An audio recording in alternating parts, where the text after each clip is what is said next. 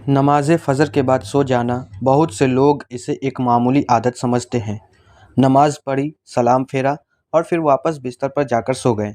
लेकिन मोहतरम नाज़रीन, अगर आज आपको पता चल जाए कि फ़जर के बाद का यह वक्त अल्लाह ताला ने क्यों इतना ख़ास बनाया है, तो शायद आप दोबारा कभी इस वक्त को यूं ही गंवाना पसंद नहीं करेंगे। अफ़सोस की बात यह है कि 90% लोग इस बात से बेखबर हैं। उन्हें लगता है कि इसमें कोई फ़र्क नहीं पड़ता, जबकि इस्लाम हमें हर वक्त की अहमियत सिखाता है। सुबह का यह वक्त भी उन्हीं ख़ास औक़ात में से एक है, जिसमें इंसान चाहे तो अपनी दुनिया भी संवार सकता है और आखिरत भी। मोहतरम नाज़रीन, अल्लाह ताला ने इंसान को यूं ही नहीं बनाया, उसने हमारी ज़िंदगी का हर उसूल पहले ही बता दिया है। कब इबादत करनी है, कब मेहनत करनी है, कब आराम करना है, हर चीज़ की रहनुमाई कुरान और सुन्नत में मौजूद है। इसलिए जब फ़जर के बाद सोने की बात आती है, तो हमें अपनी राय नहीं बल्कि अल्लाह और उसके रसूल सल्लल्लाहु अलैहि वसल्लम की तालीम देखनी चाहिए। आखिर नबी करीम सल्लल्लाहु अलैहि वसल्लम ने फ़जर के बाद के इस वक्त के बारे में क्या फ़रमाया? क्या इस वक्त सोना हर हाल में मना है या इसकी कोई तफ़सील है?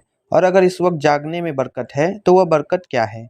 बस नाज़रीन, यही वह राज़ है जिसे आज हम कुरान और सुन्नत की रोशनी में समझेंगे। इसलिए वीडियो को आखिर तक ज़रूर देखिए, क्योंकि हो सकता है आज की यह एक बात आपकी रोज़मर्रा की ज़िंदगी बदल दे। मोहतरम नाज़रीन, अगर गौर किया जाए तो पाँचों वक्त की नमाज अपनी अपनी जगह बेहद अजीम है, लेकिन नमाज फ़जर को जो मकाम और फजीलत हासिल है, वह दूसरी नमाज़ों से जुदा नज़र आती है। इसकी एक बड़ी वजह यह भी है कि जब फ़जर का वक्त होता है, तो पूरी दुनिया गहरी नींद की आगोश में होती है। हर तरफ खामोशी होती है, लोग अपने बिस्तरों की नरमी और आराम में मशगूल होते हैं और नफ्स इंसान को यही कहता है कि अभी थोड़ा और सो जाओ। लेकिन उसी लम्हे एक सच्चा मोमिन अपने नफ्स से जिहाद करता है। वह बिस्तर की गर्माहट छोड़ता है, वज़ू करता है और अपने रब की बारगाह में सजदा रेज़ हो जाता है। यकीन मानिए, यही वह अमल है जो बंदे की मोहब्बत, इखलास और फर्माबरदारी का सबसे बड़ा सबूत बन जाता है। नाज़रीन, अल्लाह ताला का दस्तूर भी यही है कि जिस नेकी में नफ्स पर ज़्यादा बोझ पड़े, जिसमें इंसान को अपनी ख्वाहिशात और सुस्ती पर गालिब आना पड़े, उसी का अजर भी कहीं ज़्यादा अता फरमाया जाता है। इसलिए फ़जर की नमाज सिर्फ़ एक फ़र्ज़ अदा करने का नाम नहीं, बल्कि यह अपने रब के सामने अपनी वफ़ादारी साबित करने का भी वक्त है। लेकिन ज़रा ठहरिए, क्या आपने कभी तदब्बुर किया कि अल्लाह ताला ने फ़जर का वक्त ही क्यों चुना?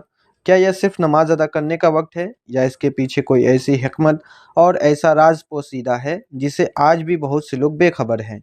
मोहतरम नाज़रीन, उस राज़ को समझने से पहले यह जानना ज़रूरी है कि आखिर नमाज को इस्लाम में इतना बुलंद मकाम क्यों दिया गया? क्योंकि जब नमाज की हकीकत समझ में आ जाएगी, तब फ़जर के बाद जागने की हिकमत भी अपने आप वाज़ेह हो जाएगी। अब ज़रा इस बात पर भी गौर कीजिए कि आखिर यह 5 वक़्त की नमाज़ हम पर कैसे फ़र्ज़ हुई। इसके पीछे भी एक ऐसा अज़ीम वाक़या है जिसे सुनकर हर मोमिन का ईमान ताज़ा हो जाता है।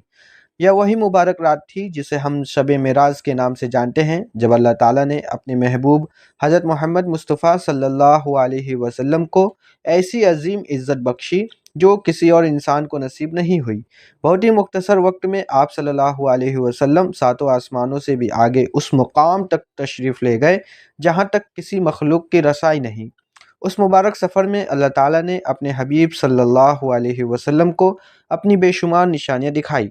अंबिया इकराम अलैहिमुस्सलाम से मुलाकात करवाई गई, जन्नत की नेमतों का मुशाहदा कराया गया, जहन्नम के अज़ाब दिखाए गए और नेकियों का अंजाम भी नज़र कराया गया। यह सिर्फ़ एक सफ़र नहीं था, बल्कि पूरी उम्मत के लिए रहमतों और हिदायतों से भरा हुआ एक अज़ीम पैगाम था। मोहतरम नाज़रीन, इन्हीं अज़ीम इनामात में सबसे बड़ा तोहफ़ा नमाज थी। वही नमाज जो आज हर मोमिन को दिन में 5 बार अपने रब के सामने खड़ा होने का शर्फ़ अता करती है। यही वह इबादत है जो बंदे और उसके खालिक के दरमियान सबसे मज़बूत रिश्ता कायम करती है। रिवायतों में आता है कि शब मेराज में शुरुआत में उम्मत पर 50 नमाज़ें फ़र्ज़ की गई थी। वापसी के दौरान हज़रत मूसा अलैहिस्सलाम ने अर्ज़ किया कि आपकी उम्मत के लिए यह बोझ भारी होगा, आप अपने रब की बारगाह में तख़फ़ीफ़ की दरख्वास्त कीजिए। चुनांचे नबी करीम सल्लल्लाहु अलैहि वसल्लम बार बार अपने रब की बारगाह में हाज़िर हुए और हर बार अल्लाह ताला ने अपनी रहमत से नमाज़ों की तादाद कम फरमा दी। यह सिलसिला यहाँ तक पहुँचा कि आखिरकार अल्लाह ताला ने दिन और रात की 5 नमाज़ें फ़र्ज़ फरमा दी। इसके बावजूद हज़रत मूसा अलैहिस्सलाम ने एक बार फिर अर्ज़ किया कि अगर चाहें तो और तख़फ़ीफ़ की दरख्वास्त कर लें। لیکن اس وقت نبی کریم صلی اللہ علیہ وسلم نے ادب اور محبت سے فرمایا کہ میں اپنے رب کی بارگاہ میں کئی مرتبہ عرض کر چکا ہوں، اب مجھے اپنے رب سے حیا آتی ہے، میں اس کے فیصلے پر راضی ہوں اور اسی کو دل و جان سے تسلیم کرتا ہوں۔ محترم ناظرین، اب ذرا سوچئے، جس نماز کے لیے آسمانوں پر یہ عظیم منظر پیش آیا ہو، جس کی خاطر رحمت عالم صلی اللہ علیہ وسلم بار بار اپنے رب کی بارگاہ میں حاضر ہوئے ہوں، کیا وہ صرف ایک فرض ادا کرنے کا نام ہو سکتا ہے؟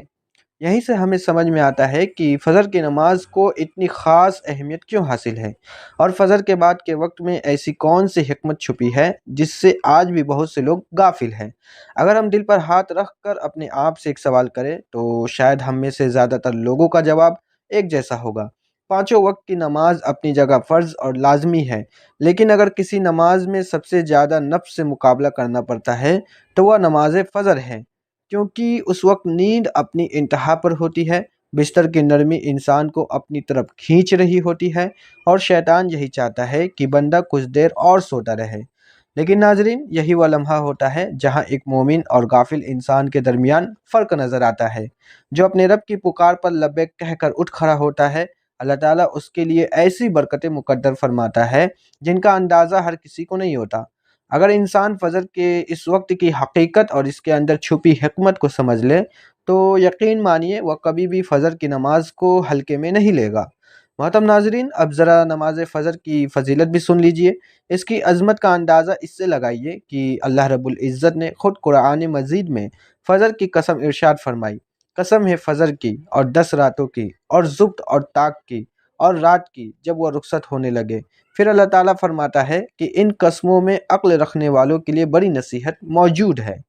سوچئے ناظرین، جس وقت کی قسم خود اللہ تعالیٰ اٹھائے اس وقت کی اہمیت کتنی بلند ہوگی۔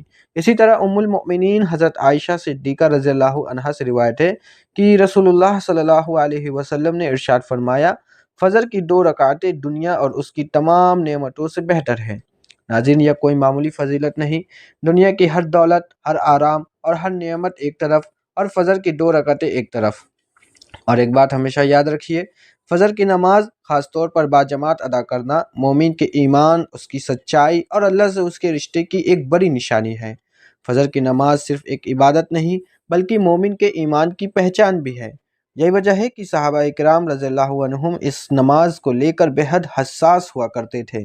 حضرت عبداللہ بن عمر رضی اللہ عنہ فرماتے ہیں کہ اگر ہم کسی شخص کو فجر یا عشاء کی نماز میں غیر حاضر پاتے تو اس کے بارے میں اچھا گمان نہیں رکھتے تھے۔ ذرا سوچئے ناظرین، یہ کوئی معمولی بات نہیں۔ اس سے اندازہ ہوتا ہے کہ صحابہ کی نگاہ میں ان دونوں نمازوں کا مقام کتنا بلند تھا۔ اسی طرح ہمارے پیارے آقا حضرت محمد صلی اللہ علیہ وسلم نے فجر کی نماز پڑھنے والوں کو ایسی خوشخبری سنائی جو ہر مومن کے دل کو سکون دیتی ہے۔ آپ نے ارشاد فرمایا کہ جو شخص سورج نکلنے سے پہلے اور سورج غروب ہونے سے پہلے کی نماز یعنی فجر اور عصر کی پابندی کرتا ہے وہ جہنم کی آگ میں داخل نہیں ہوگا۔ ایک اور حدیث میں آپ نے فرمایا کہ جو شخص ان دونوں ٹھنڈی نمازوں یعنی فجر اور عصر کی حفاظت کرتا ہے اللہ تعالیٰ اس کے لیے جنت کا وعدہ فرماتا ہے۔ محترم ناظرین، جہاں فجر کی نماز پر اتنی بڑی بڑی فضیلتیں بیان کی گئی ہے وہیں اسے چھوڑ دینے والوں کے لیے سخت تنبیہ بھی آئی ہے۔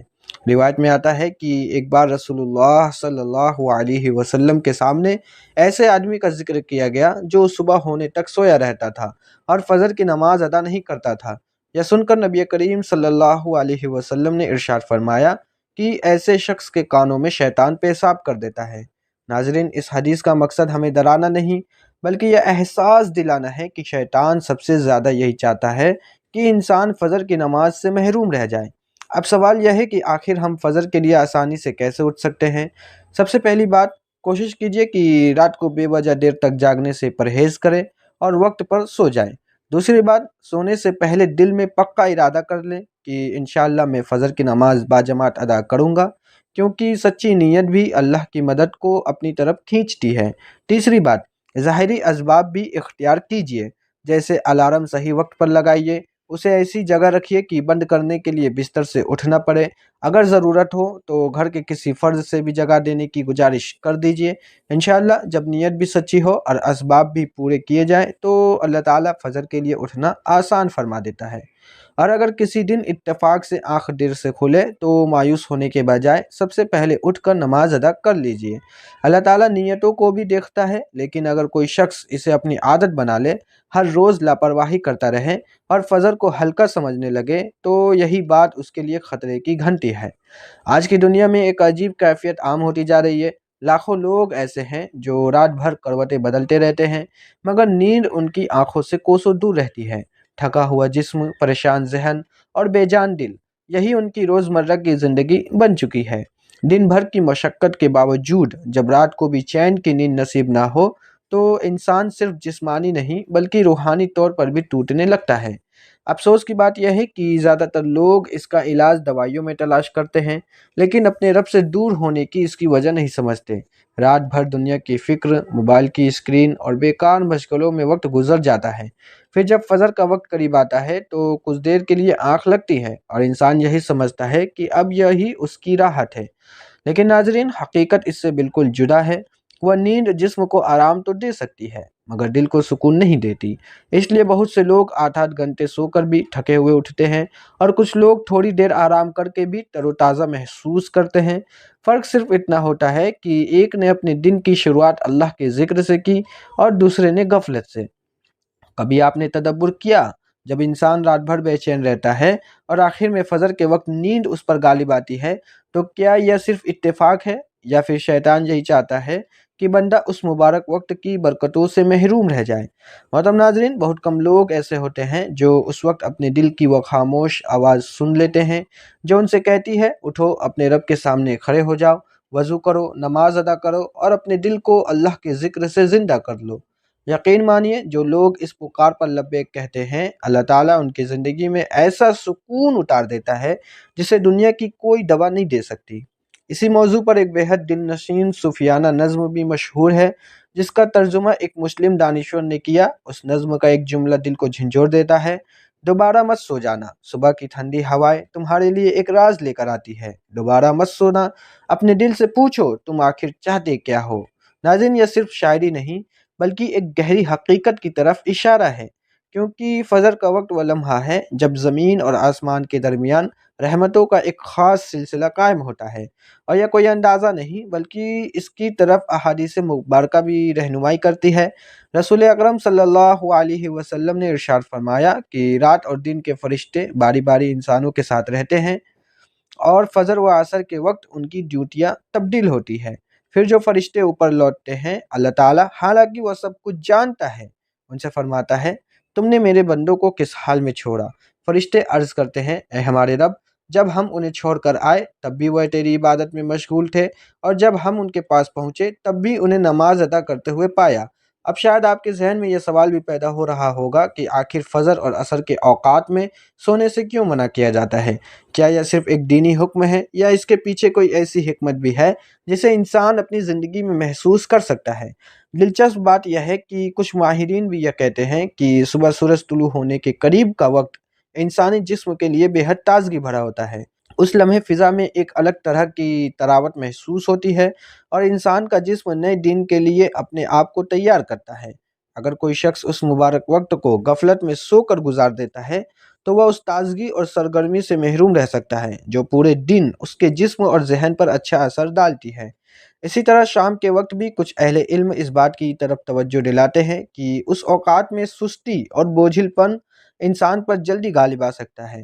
شاید یہی وجہ ہے کہ بہت سے لوگ عصر کے بعد گہری نیند لے کر اٹھتے ہیں تو ان کا سر بھاری محسوس ہوتا ہے، طبیعت بوجھل لگتی ہے اور جسم میں پہلے جیسی چستی باقی نہیں رہتی۔ محترم ناظرین، چاہے ہم ان باتوں کی تمام حکمتوں کو سمجھ پائے یا نہ سمجھ پائے، لیکن ایک مومن کے لیے سب سے بڑی بات یہ ہے کہ وہ اللہ اور اس کے رسول صلی اللہ علیہ وسلم کی تعلیمات پر بھروسہ رکھے، کیونکہ بہت سی حکمتیں ایسی ہوتی ہیں جن کا علم انسان کو بعد میں ہوتا ہے، جبکہ اللہ کا حکم پہلے ہی آ چکا ہوتا ہے۔ یہی وجہ ہے کہ نماز فجر کے بارے میں جتنی فضیلتیں احادیث میں بیان ہوئی ہے، شاید ہی کسی اور عمل کے بارے میں اتنی تاکید ملتی ہو۔ رسول اکرم صلی اللہ علیہ وسلم نے ارشاد فرمایا کہ اگر لوگوں کو عشاء اور فجر کی نماز کا ثواب اور فضیلت معلوم ہو جائے تو وہ ہر حال میں ان نمازوں کے لیے آئیں گے، چاہے انہیں گھسیٹ کر ہی کیوں نہ آنا پڑے۔ ذرا تدبر کیجئے ناظرین، ایک طرف یہ عظیم بشارتیں ہیں، اتنی بڑی فضیلتیں ہیں، اور دوسری طرف ہماری غفلت، ہماری سستی اور ہماری لاپرواہی۔ یہی وہ چیز ہے جس پر ہر مومن کو اپنے دل میں غور کرنا چاہیے۔ محترم ناظرین، اب تک ہم نے فجر کی نماز کی فضیلت بھی سنی اور اس کی عظمت بھی جانی، لیکن اب آتے ہیں اس سوال کی طرف جس کے لیے شاید آپ شروع سے اس ویڈیو کو دیکھ رہے ہیں۔ آخر فجر کی نماز کے بعد سونے کا راز کیا ہے؟ کیا واقعی اس وقت سونا منع ہے؟ اور اس بارے میں نبی کریم صلی اللہ علیہ وسلم نے کیا تعلیم فرمائی؟ سب سے پہلے ایک بات اپنے ذہن میں بٹھا لیجئے کہ بہت سے لوگ بنا علم کے کہہ دیتے ہیں کہ فجر کے بعد سونا حرام ہے، جبکہ حقیقت یہ ہے کہ قرآن مجید میں اس طرح کی کوئی صاف مناہی موجود نہیں، لیکن صبح کے اس مبارک وقت کی ایسی فضیلت ضرور بیان کی گئی ہے کہ ایک مومن کا دل خود ہی اس وقت کو غنیمت سمجھنے لگتا ہے۔ اللہ تعالیٰ سورہ آل عمران میں ان خوش نصیب بندوں کا ذکر فرماتا ہے جو سحر کے اوقات میں استغفار کرتے ہیں، یعنی جب زیادہ تر لوگ گہری نیند میں ہوتے ہیں، اس وقت اللہ کے کچھ بندے اپنے ہاتھ اٹھا کر اپنے رب سے مغفرت مانگ رہے ہوتے ہیں۔ سوچے ناظرین، جس وقت کو اللہ نے استغفار اور اپنی رحمت کے لیے پسند فرمایا ہو، وہ وقت کتنا مبارک ہوگا۔ پھر ایک اور مقام پر اللہ تعالیٰ ارشاد فرماتا ہے کہ اپنے رب کی تسبیح کرو سورج نکلنے سے پہلے اور سورج غروب ہونے سے پہلے، یعنی صبح کا یہ وقت صرف دن کی شروعات نہیں بلکہ بندے اور اس کے رب کے درمیان سب سے خوبصورت لمحوں میں سے ایک ہے۔ اور جب ہم اپنے پیارے آقا حضرت محمد صلی اللہ علیہ وسلم کی زندگی کو دیکھتے ہیں تو وہاں بھی یہی منظر نظر آتا ہے۔ حضرت جابر بن سمورہ رضی اللہ عنہ فرماتے ہیں کہ رسول اللہ صلی اللہ علیہ وسلم فجر کی نماز ادا کرنے کے بعد اپنی جگہ سے فوراً اٹھتے نہیں تھے بلکہ سورج طلوع ہونے تک اللہ کے ذکر میں مشغول رہتے تھے۔ ذرا غور کیجئے ناظرین، اگر فجر کے بعد کا وقت صرف سونے کے لیے ہوتا تو کیا ہمارے آقا صلی اللہ علیہ وسلم اپنی زندگی کا یہ مبارک حصہ اللہ کے ذکر میں گزارتے؟ اب ذرا اس حدیث مبارکہ پر بھی غور فرمائیے جو فجر کے بعد جاگنے کی سب سے بڑی دلیلوں میں سے ایک ہے۔ ہمارے پیارے آقا حضرت محمد صلی اللہ علیہ وسلم نے اللہ تعالیٰ کی بارگاہ میں دعا فرمائی، اے اللہ میری امت کے لیے صبح کے وقت میں برکت عطا فرما۔ ذرا تدبر کیجئے ناظرین، جب خود رسول اللہ صلی اللہ علیہ وسلم اپنی امت کے لیے صبح کے اوقات میں برکت کی دعا فرما رہے ہیں تو کیا ایک مومن کو یہ مبارک وقت سو کر گزار دینا چاہیے؟ یہی وجہ ہے کہ ہمارے اکابر اور اسلاف نے صبح کے ان لمحات کو کبھی ضائع نہیں کیا۔ ان کے نزدیک فجر کے بعد کا وقت صرف دن کی شروعات نہیں بلکہ رزق، برکت اور کامیابی کا آغاز ہوتا تھا۔ ناظرین، صحابہ اکرام رضی اللہ عنہم کی زندگی پر نظر ڈالیے۔ ان کا معمول یہ نہیں تھا کہ فجر کی نماز پڑھ کر دوبارہ بستر کا رخ کر لے، بلکہ نماز کے بعد یا تو اللہ کے ذکر میں مشغول رہتے یا پھر اپنے حلال رزق کی تلاش میں نکل پڑتے۔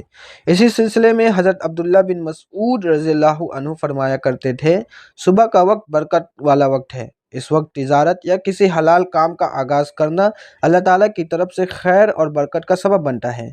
یہی وجہ تھی کہ سلف صالحین بھی فجر کے بعد نیند کو پسند نہیں کرتے تھے۔ وہ جانتے تھے کہ جو شخص اس مبارک وقت کو غنیمت جان لیتا ہے، اللہ تعالیٰ اس کے دن میں ایسی برکت عطا فرماتا ہے جسے صرف دولت سے نہیں تولا جا سکتا۔ محترم ناظرین، اب یہاں سب سے بڑا سوال پیدا ہوتا ہے، اگر صبح کا وقت اتنا مبارک ہے، اگر اسی وقت کے لیے رسول اللہ صلی اللہ علیہ وسلم نے اپنی امت کے لیے برکت کی دعا فرمائی ہے، تو پھر آخر فجر کی نماز پڑھتے ہی دوبارہ سو جانے کو کیوں ناپسند کیا گیا؟ ذرا غور کیجئے، اگر کوئی انسان آپ کو یہ کہے کہ دن کا سب سے قیمتی حصہ صبح کا پہلا گھنٹہ ہے اور اسی ایک گھنٹے پر آپ کے دن کی برکت، آپ کی تازگی اور آپ کی محنت کا اثر نربھر کرتا ہے، تو کیا آپ اسے سو کر برباد کرنا چاہیں گے؟ یہی وجہ ہے کہ ہمارے اکابر صبح کے اس وقت کو غنیمت سمجھتے تھے۔ سب سے پہلی بات برکت۔ ہمارے پیارے نبی صلی اللہ علیہ وسلم نے دعا فرمائی، اے اللہ میری امت کے لیے صبح کے وقت میں برکت عطا فرما۔ اب سوچئے، جس وقت کے لیے خود نبی صلی اللہ علیہ وسلم دعا کر رہے ہو، اگر انسان وہی وقت ہر روز نیند میں گزار دے تو وہ کس چیز سے محروم ہو رہا ہوگا؟ دوسری بات، صبح کے بعد دوبارہ سونے کی عادت اکثر انسان کے اندر سستی پیدا کر دیتی ہے۔ دن کی شروعات جس چستی سے ہونی چاہیے اس کی جگہ آلس آ جاتا ہے۔ اور تیسری بات، بہت سے بزرگ اور اہل علم فرماتے ہیں کہ صبح کا وقت حلال رزق کی تلاش کا سب سے مبارک وقت ہے، اس لیے جو لوگ اس وقت کام شروع کرتے ہیں اکثر ان کی زندگی میں برکت زیادہ دکھائی دیتی ہے۔ لیکن یہاں ایک بات سمجھنا بہت ضروری ہے، اس کا مطلب یہ ہرگز نہیں کہ فجر کے بعد سونا ہر حال میں حرام یا گناہ ہے۔ اگر کوئی شخص پوری رات عبادت میں رہا ہو، سفر سے لوٹا ہو یا کسی وجہ سے اسے آرام کی سخت ضرورت ہو، تو ایسے حالات میں فجر کے بعد کچھ دیر آرام کرنے کی گنجائش اہل علم نے بیان کی ہے۔ یعنی اصل مسئلہ سونا نہیں بلکہ اس وقت کی قدر کرنا ہے۔ اب یہاں ایک اور سوال پیدا ہوتا ہے، اگر فجر کے بعد سونا پسندیدہ نہیں تو پھر کیا اسلام دن میں آرام کرنے سے بھی منع کرتا ہے؟ جواب ہے نہیں۔ یہی وجہ ہے کہ نبی کریم صلی اللہ علیہ وسلم سے قیل اللہ یعنی ظہر سے پہلے دن میں تھوڑی دیر آرام کرنا ثابت ہے۔ لیکن غور کرنے والی بات یہ ہے کہ فجر کے بعد لمبی نیند کو آپ نے اپنا معمول نہیں بنایا۔ یہی فرق سمجھنا بہت ضروری ہے۔ ہمارے اکابر بھی اسی طرف توجہ دلاتے رہے ہیں۔ علامہ ابن القیم رحمۃ اللہ علیہ فرماتے ہیں کہ فجر کے بعد سونا انسان کو اس برکت سے محروم کر سکتا ہے جو اللہ تعالیٰ نے صبح کے اوقات میں رکھی ہے۔ پھر دھیرے دھیرے یہی عادت سستی کو جنم دیتی ہے اور وہی سستی پورے دن کی کارکردگی پر اپنا اثر چھوڑ دیتی ہے۔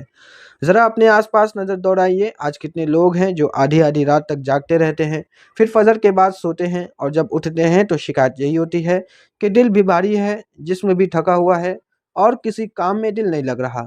کیا یہ صرف اتفاق ہے یا پھر ہم نے اپنی زندگی کا وہ مبارک وقت ہی بدل دیا ہے جس میں اللہ تعالیٰ نے خیر اور برکت رکھی تھی؟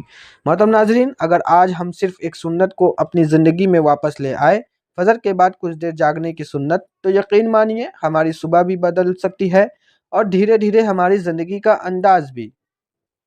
فجر کے بعد کچھ دیر اللہ کا ذکر، قرآن کی تلاوت، دعا، علم حاصل کرنا یا پھر اپنے حلال رزق کی تیاری، یہی وہ عمل ہے جس نے صدیوں تک مسلمانوں کو دنیا کی قیادت عطا کی۔ اس لیے ناظرین، بات صرف سونے یا جاگنے کی نہیں ہے، بات اس مبارک وقت کی قدر کرنے کی ہے جس کے لیے خود رسول اللہ صلی اللہ علیہ وسلم نے اپنی امت کے حق میں برکت کی دعا فرمائی۔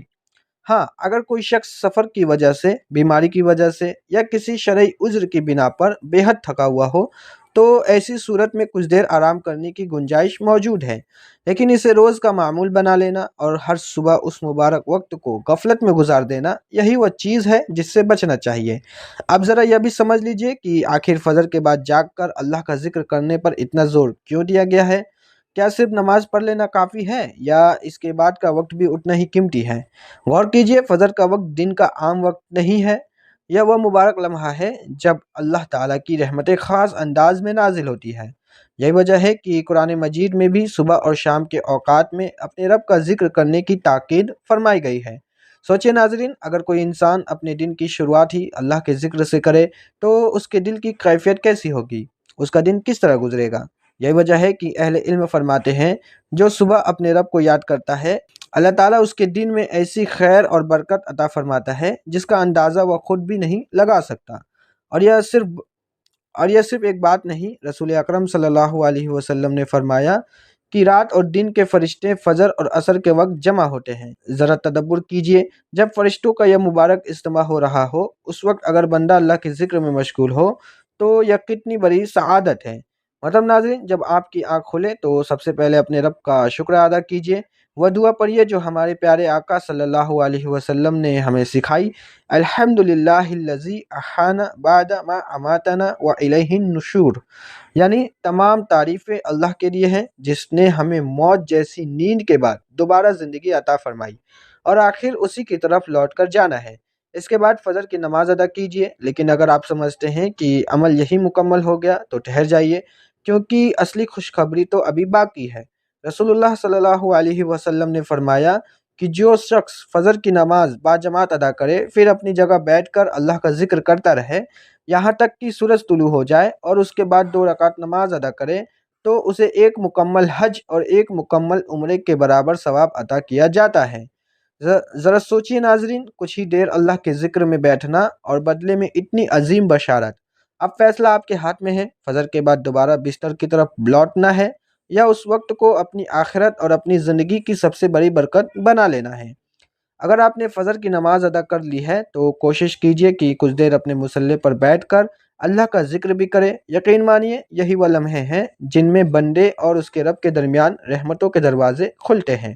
سب سے پہلے سبحان اللہ و بحمدہ 100 مرتبہ پڑھیے۔ اس کے بعد جتنی کثرت سے ہو سکے استغفر اللہ کا ورد کیجیے۔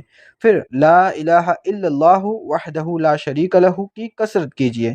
یہ ایسے اذکار ہیں جو دل کو زندہ کرتے ہیں، گناہوں کی گرد دھوتے ہیں اور بندے کو اپنے رب کے اور قریب لے جاتے ہیں۔ اور ناظرین، آیت الکرسی کو ہرگز نہ بھولیے۔ ہمارے پیارے آقا صلی اللہ علیہ وسلم نے فرمایا کہ جو شخص ہر فرض نماز کے بعد آیت الکرسی پڑھے اس کے اور جنت کے درمیان صرف موت کا فاصلہ رہ جاتا ہے۔ ذرا سوچئے اتنی چھوٹی سی تلاوت اور کتنی عظیم بشارت۔ اسی طرح فجر کے بعد قرآن مجید کی تلاوت کا بھی اپنا ایک الگ مقام ہے۔ اللہ تعالیٰ خود ارشاد فرماتا ہے کہ اور فجر کے وقت قرآن کی تلاوت کیا کرو کیونکہ فجر کی تلاوت پر فرشتے حاضر ہوتے ہیں۔ یعنی یہ صرف تلاوت نہیں بلکہ ایسا مبارک وقت ہے جس میں آسمان کے فرشتے بھی گواہ بنتے ہیں۔ اب فیصلہ ہمارے ہاتھ میں ہے، فجر کے بعد دوبارہ نیند کی آغوش میں چلے جائیں یا کچھ لمحے اپنے رب کے ذکر میں گزار کر اپنی دنیا اور آخرت دونوں کو سنوار لیں۔ اللہ تعالیٰ ہم سب کو 5 وقت کی نماز کی پابندی نصیب فرمائے، فجر کی نماز کی قدر کرنے کی توفیق عطا فرمائے اور ہمیں ان خوش نصیب بندوں میں شامل فرمائے جن کی صبح اللہ کے ذکر سے شروع ہوتی ہے۔ آمین یا رب العالمین۔ ناظرین، اگر آپ نے یہاں تک ویڈیو دیکھی ہے تو کمنٹ باکس میں اللہ تعالیٰ کے 99 اسماء حسنہ میں سے کوئی ایک مبارک نام ضرور لکھیے۔ اللہ تعالیٰ ہم سب پر اپنی رحمت، برکت اور حفاظت کا سایہ ہمیشہ قائم رکھے۔ السلام علیکم ورحمۃ اللہ وبرکاتہ۔